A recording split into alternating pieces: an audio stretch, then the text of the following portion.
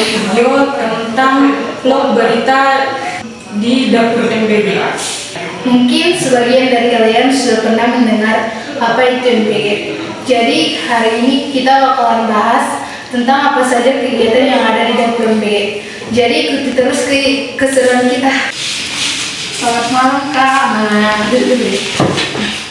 Jadi di sini kami dari SMA Negeri 1 Kemajuan ingin membuat tugas vlog terhadap dapur MBG. Mohon kakak menjawab beberapa pertanyaan dari kami ya Kak.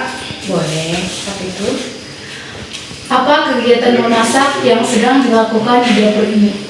kalau untuk hari ini biasanya hari Minggu kegiatan masak itu belum ada.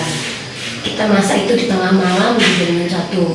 Tapi kegiatan yang dilakukan di sini karena hari Minggu bahan masuk, kita persiapan di situ dibersihkan, dicuci, dihitung, ditimbang semua bahan-bahan masuk.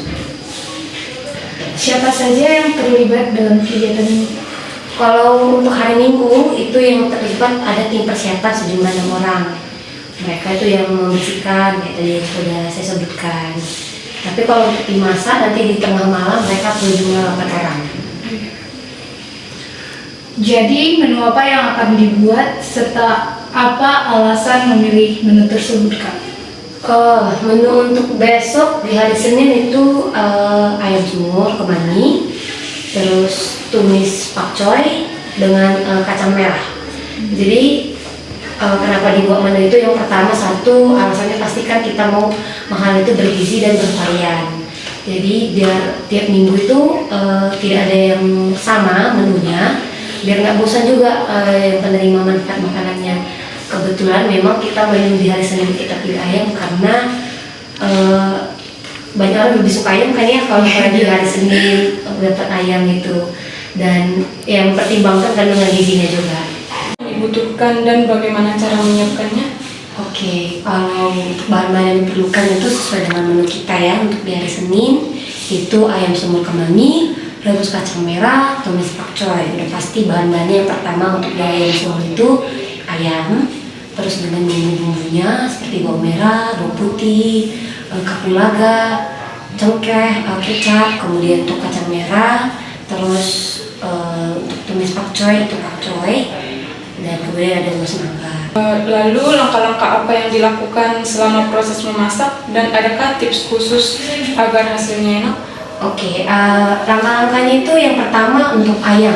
Itu ayam diungkep dulu, kan ayam yang sudah bersih, sudah dicuci, disimpan di freezer, dikeluarkan, diungkep, itu diungkep dengan asam jawa, terus serai, terus daun salam, daun jeruk, itu biar ayamnya wangi, nggak bau, nggak ada bau amis lagi, dan juga dia biar nggak hancur. Jadi waktu nanti dia digoreng lagi sebelum campur dengan bumbu, ayam itu udah masak. Jadi ayam itu nggak ada mentah, karena pertama kan ayam mentah itu rawan pertumbuhan bakteri E. coli ya. Terus kemudian langkah-langkah contoh untuk kacang merah itu direbus berbarengan dengan bumbu aromatik juga, serai, daun salam, daun jeruk, garam. Jadi nggak bau langu, nggak bau, ada rasanya kacang itu. Kemudian yang tumis pakcoynya ditumis barengan dengan bawang merah, bawang putih, kemudian ditambahkan saus tiram. Apa tantangan atau kesulitan yang dihadapi selama masa di dapur ini? Tantangannya udah pasti. Yang pertama, kita itu masak dalam jumlah besar, 3 dulu. Tantangannya jelas, beban kerja itu berat mengolah untuk 3.000 orang, karena kan kita kejar dengan waktu juga, satu. Kedua, kita juga memastikan makanan itu betul-betul masak dan nggak kurang satu apapun jumlahnya, sesuai dengan yang penerima manfaat. Terus kemudian yang ketiga, memastikan makanan itu saat dimasak dia betul-betul masak, kemudian didinginkan. Jadi di pagi nanti waktu di packing nggak ada keadaan makanan basi atau makanan itu berbau, karena kan titik kritisnya makanan biar tidak basi itu mereka harus di bawah suhu 30, di bawah antara 5-60 derajat ya. Jadi kita biasanya di antara 20 ke 30 udah bisa kita packing untuk disimpan. Jadi itu tantangannya, memastikan makanan aman dan sampai ke penerima manfaat itu bisa dikonsumsi. Selanjutnya, bagaimana hasil akhir masaknya dan apa pesan untuk penonton video berita ini? Hasil akhirnya ya yang tadi bisa sebutkan, hasil akhirnya kita harapkan itu makanan itu memang sudah sesuai. Pertama, untuk penilaian manfaatnya kita dari 3110, kita harapkan, bukan kita harapkan, kita selalu memastikan semua tidak kurang satu apapun di 3110 itu.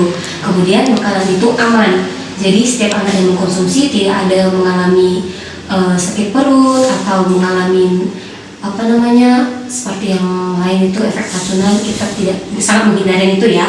Kemudian ketiga, makanan itu sudah sesuai standar gizi, jadi kita harapkan juga makanan itu bisa diterima, dimakan habis oleh penerimanya. Kemudian apa tadi terakhir, sorry, maaf. Pesan untuk penonton video berita ini. Oke, pesan untuk menonton, mungkin di balik makanan itu ada orang yang kerja, nggak cuma 1-2 orang itu. Jadi makanan itu bisa kalian konsumsi bukan hasil kerja 1-2 orang. Ada banyak yang di situ mengupayakan yang terbaik. Kemudian yang kedua, makanan yang sudah sampai itu kita selalu upayakan berkualitas dari bahan-bahannya, dan juga secara kandungan gizi itu sudah memenuhi seenggaknya 1 kali makan konsumsi 1 hari. Jadi yang diharapkan memang makanan itu bisa dikonsumsi habis, dimakan habis.